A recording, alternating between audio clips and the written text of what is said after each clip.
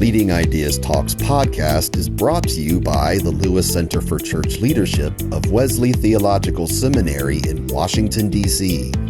Subscribe free to our weekly e-newsletter, Leading Ideas, at churchleadership.com/leading ideas. Leading Ideas Talks is also brought to you by Be the Welcoming Church.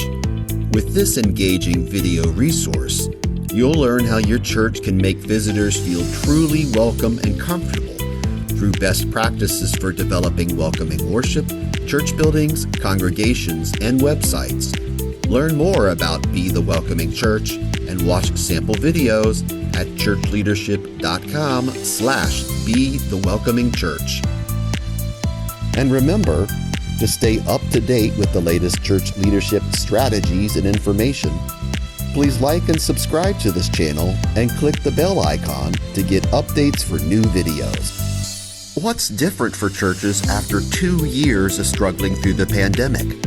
And how can churches best respond to the challenges of an evolving ministry context? In this episode, Tony Morgan shares trends, perspectives, and strategies drawn from his work with scores of congregations across the country and abroad. I'm Ann Michael. I'm one of the editors of Leading Ideas e-newsletter, and I'm the host for this episode of Leading Ideas Talks. I'm delighted to be talking today with Tony Morgan, who's the founder and chief strategist of the Unstuck Group. He's a consultant and a coach and a blogger and a writer and really a thought leader who has his finger on key trends related to church health and church growth. And so I'm so happy to be talking to you today, Tony, about challenges and opportunities for ministry at this, I think, very unique juncture in the life of most churches. So welcome to you.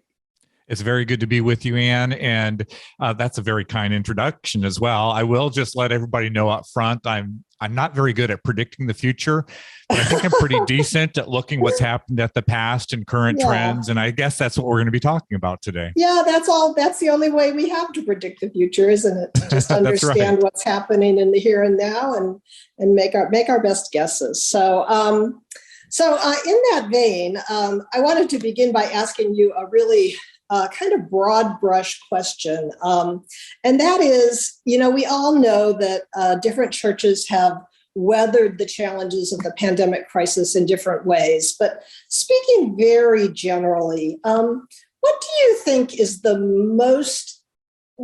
most different in the overall context of ministry right now as a consequence of 2 years of coping with the pandemic?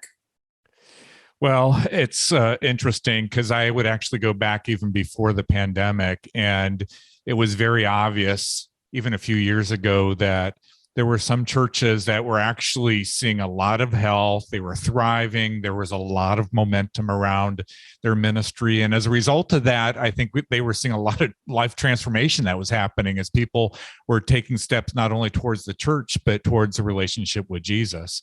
And at the same time, there were a number of churches that were in decline. They were plateaued. They were in decline. They were just not seeing they weren't just seeing declining attendance, that they just weren't seeing a lot of life change happening either. And I think confirmation maybe over the last few years of what we've noticed as a result of the pandemic is all of that distinction between healthy churches and declining churches, I think, just has been accelerated based on what we've experienced in the pandemic. And I think that might be to a large extent because a lot of times what we found even before the pandemic is the churches that were able to kind of look at our context, our current context, and then recommit to things that were working as part of our mission, but be willing to change then as a result of the circumstances around us. Those tended to be the healthiest churches. And now, because we've experienced so much disruption through the last few years, I think the churches that are able to identify this is what's working, this is what allows us to accomplish what God's called us to do in our mission as a church, they've doubled down on those things, but at the same time, have continued to remain open-handed with the areas that need to shift because of what we've experienced. And those churches, they seem to be thriving on this side of the pandemic as well. So what you're saying is that the churches that were the most adaptable were the healthiest before the pandemic and also the most healthy coming out of the pandemic, which makes total sense. I mean, I think in so many areas of life in general, but church life too, what we've seen is that the pandemic really just revealed and accelerated trends that were already underway. Very much so. Probably the most prominent of those is the issue of attendance. And so I wanted to focus for a minute on the question of attendance. From what I've seen and read and experienced, there are very few churches whose in-person attendance has rebounded to pre-pandemic levels. And I think that's true for a whole variety of reasons. But I wanted to ask you what you're seeing with regard to attendance and what you're recommending to your clients with regard to their in-person attendance. Yeah. So the biggest thing is we're trying to encourage pastors, church leaders. Let's stop comparing our attendance to where we were 2 or 3 years ago, but instead, let's get back to what we were encouraging church leaders to consider even before the pandemic, which is just look at where we are compared to a year ago, because that gives us a picture of the trends that are happening currently. And as a result of that, if we were to take today and go back 12 months from now, there are some churches, not a lot of churches, but there are some churches now that are seeing year-over-year growth again. And to me, that's encouraging and that's worth celebrating. At the same time, there's no doubt about it. Churches are, number one, not seeing the attendance patterns that they saw before COVID. But secondly, there are still churches that are declining even at this point in the pandemic. In other words, if we were to look at their attendance today, even going back to 12 months ago, when we were still in the middle of COVID and facing a lot of the challenges, in fact, I would argue a lot more restrictions a year ago than we're facing today, there are still churches that are seeing decline. And that's where I think we need to be paying attention. If here we are more than 2 years into COVID and our attendance patterns are still declining at this point, that suggests that hopefully those are the red lights that are going off on the dashboard that indicate, hey, wait a second, we may need to look at things a little bit differently than we did last year or even a few years ago. It might be time for us to pay attention to how we're engaging our mission, and specifically around how we're intentionally trying to reach new people that are outside the church and outside the faith. And this is where we're hearing from churches that are winning in this season that they're actually seeing a lot of new people coming to churches right now. For the churches that are intentional around that, and they're thinking about not only their Sunday worship experiences and how those have to be designed with new people in mind, but they're looking at other aspects of their ministry strategy as well. And they're actually seeing a lot of new people coming to church in this season. And it's those stories, I think, that we really need to pay attention to right now. Mm-hmm. Yeah, I sometimes wonder if there's a little bit of a pent-up demand, that some people, maybe were holding off on thinking about coming to a church until it felt safe to do so. I don't know. So as an example of that, Anne, I couldn't agree more. I mean, we study the data from all the churches that we're working with and many more churches around the country and really around the world. But my volunteer job, if you will, at the church, I serve we call it the connection space. And it's the place where oftentimes people that are brand new to the church come either before or after the services. And just this past Sunday, I met with some people, a variety of folks, some that were new to the area. And because of that, they're trying to find a new church. And there is a lot of movement happening around our country right now. So that shouldn't be a surprise. Right. There were people that have been watching services online for years. And for whatever reason, this past Sunday, they just decided we're actually going to go to church for the service. But the more common thing, man, that I'm hearing in these anecdotal conversations I'm having with people is they're dealing with challenges of life that Yeah. to some extent all of us have experienced, where it's not just churches that have been disrupted, but people's lives have been disrupted over these last couple of years, and issues of isolation and loneliness and stress and anxiety, job loss, trying to figure out what they're going to do next in life, relational breakdowns because of what we've gone through in the last couple of years.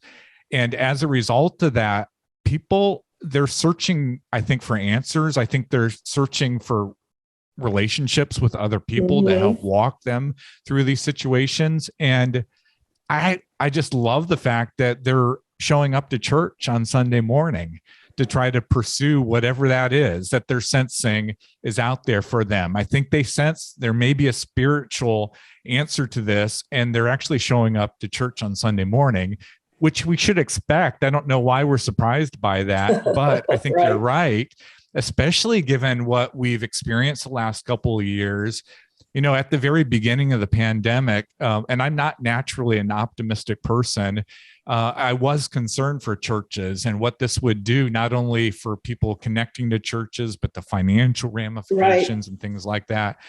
But what I kept sensing is this could actually be one of the biggest opportunities that the church has experienced in a long, long time. And as I'm having these conversations with people on Sunday morning, I think this is maybe an answer to that prayer that I started to pray a few years ago, or a couple of years ago at the beginning of COVID, that we might actually see revival in the church as a result of what we've gone through as a society over the last couple of years. So that's pretty encouraging for me. Yeah, it's certainly been a jump start to, or a wake up call for a lot of congregations to really think about how they're engaging people and to move into the, digital realm for churches that have been dragging their feet on that for a very, very long time. That's actually the next thing that I wanted to ask about. Everybody's talking about hybrid ministry, and it's almost a buzzword. And I think that really means different things to different people and in different contexts. And so I kind of wondered, what are some of the more successful patterns of hybrid ministry that you're seeing emerging? Yeah, so I do think at the same time that everybody's talking about it, that this can be very overwhelming for pastors and church leaders too, that have not, none of us were trained to be online churches, right? And so let me share, just some of the basics that I'm seeing in the churches that seem to be getting some traction around online ministry. Number one, they're not trying to replace everything that they do as a church online. And I think this is important for us to recognize, because especially all of those kind of next steps that we encourage people to take after they find faith, after they begin their relationship with Jesus, where we really need to experience spiritual formation through our discipleship strategies, that is a highly relational ministry that needs to happen. In other words, it's very difficult for us to become more like Jesus and to take our next steps towards Christ if we're not in relationship with other people. And honestly, it's very hard to replicate that online. On the other hand, what we're seeing in churches that are winning as far as their online ministry is concerned, they've recognized there's a lot of opportunity to connect with brand new people using online platforms. And so for people that are not in church currently, may not be a part of the faith currently, the churches that we're working with that are finding some momentum around their digital strategies are recognizing this really is the new front door for churches. And so first principle is, rather than trying to replace everything that we do as a church in our buildings and put everything online, I would just encourage pastors and church leaders, let's just focus on the front door aspects of what we do. How can we leverage online to connect with people that aren't currently a part of our church? And honestly, that's probably not just putting our services online. In fact, there may be some other things that we could be doing around leveraging YouTube and podcasting and just providing practical articles and things like that. putting that type of content online so that our people in our congregation want to share that with their friends, with their network of friends. That those are going to be the things that maybe help us get a little bit more traction around our digital ministry strategies.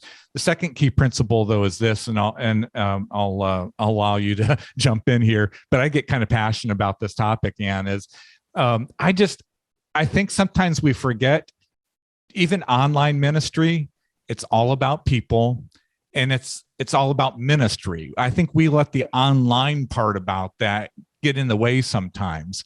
And as pastors and church leaders, we know how to do ministry. We know the mission that God's called us to, and we know how to help people.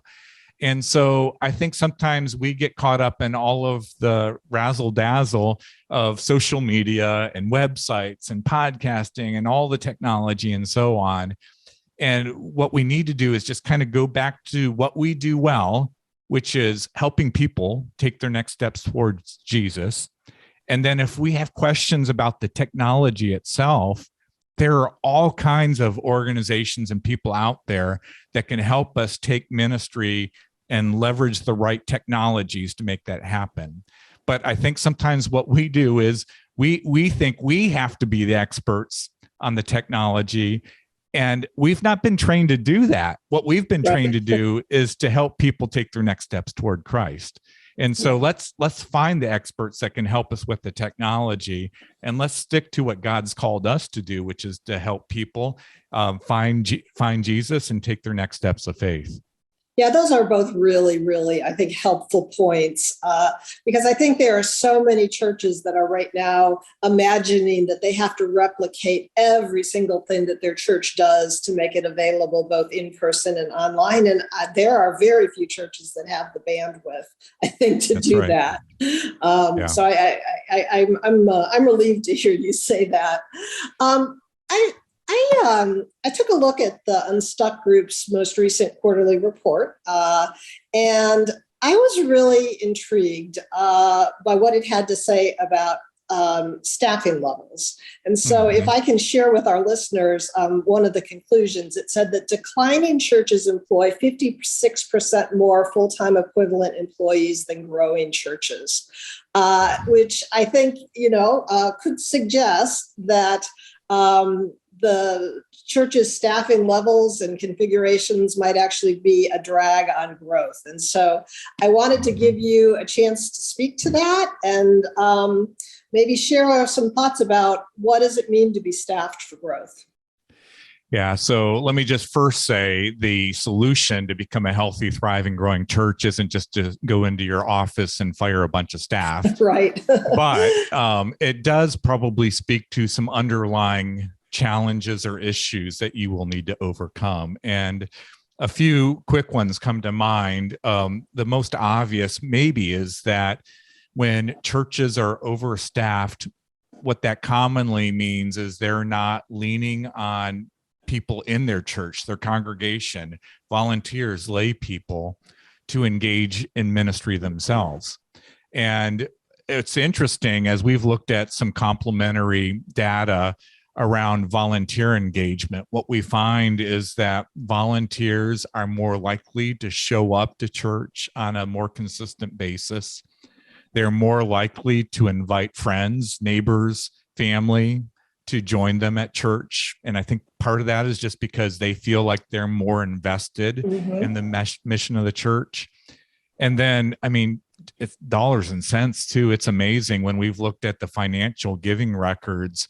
It's people that are serving in ministry in some capacity are giving at the highest levels of anybody else in the church. Oh yeah. I work in stewardship ministry, and that's well proven that the people who are, the more active you are, the more you give.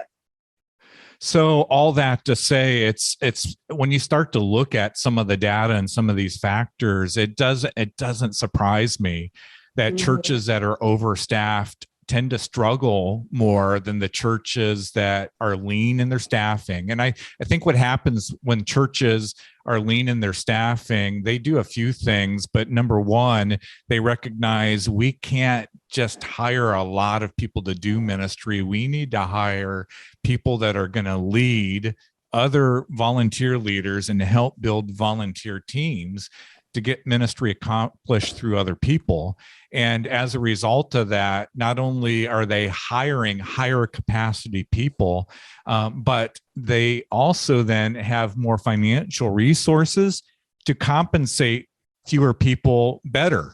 And so I think that also helps with retaining high capacity leaders. And my suspicion is if we retain great leaders on our staff team and you have that continuity of staff leadership over time, that also produces health and momentum in our ministry. So there are probably a lot of compounding factors here, Anne, but it really, I mean, I think most of us, if we didn't really process and think about this, would just assume that one of the reasons why some churches are growing and some are not is because they can afford to hire more staff. Right. But the reality is it's the inverse that's true. Yeah. So it's just fascinating when you start to dive into these details. Yeah, I think often one of the consequences of a church being overstaffed is that the staff has to spend so much more time coordinating with one another, and the senior leader has to spend so much more time managing their staff that it leads to an inward focus. It sure does. Yeah. Yeah. Well, while we're on the subject, since you mentioned retention, I'm sure you've seen some of the stories in the popular press about so many pastors quitting ministry in droves. And yet there's been other research that suggests that maybe that trend isn't quite as dire as some are saying. And so I wondered what you're seeing in your work. How much is the Great Resignation impacting the pastorate and the church workplace? So, yeah, and we've, in the last 12 months, worked with more than 100 churches on the ground and helping them look at ministry strategy and how they're structuring for the future and so on. And I mean, anecdotally, I am hearing there does seem to be a little bit more transition happening on staff teams in recent months. I think, honestly, Anne, a lot of that probably had to do with, and it's kind of, we don't want to go back and remember the early days of COVID. But back in those early days, I think most of us we just had no idea what might happen. And so as a result of that, we went about a year where nobody was really changing jobs because they were concerned about, if I quit my job, am I going to be able to find a job? And again, that was early on in COVID. And so we went about a year without a lot of transition happening on staff teams, even in the context of churches. And so some of this transition that we're experiencing in most recent months, I just think is because of that pent up demand, if you will, of people just looking to change and take a next step in their ministry or in their career, if you will. Okay. So people might have been frozen in place for the first year. Yeah. Mm-hmm. And now the other compounding factor, though, is even before COVID, I think people were starting to see that, especially in pastoral positions, there was an aging that was happening. Well, yes, right. Yeah, we're well aware of that. That's a trend that we research and track pretty closely. Yeah, the age of clergy. Mm-hmm.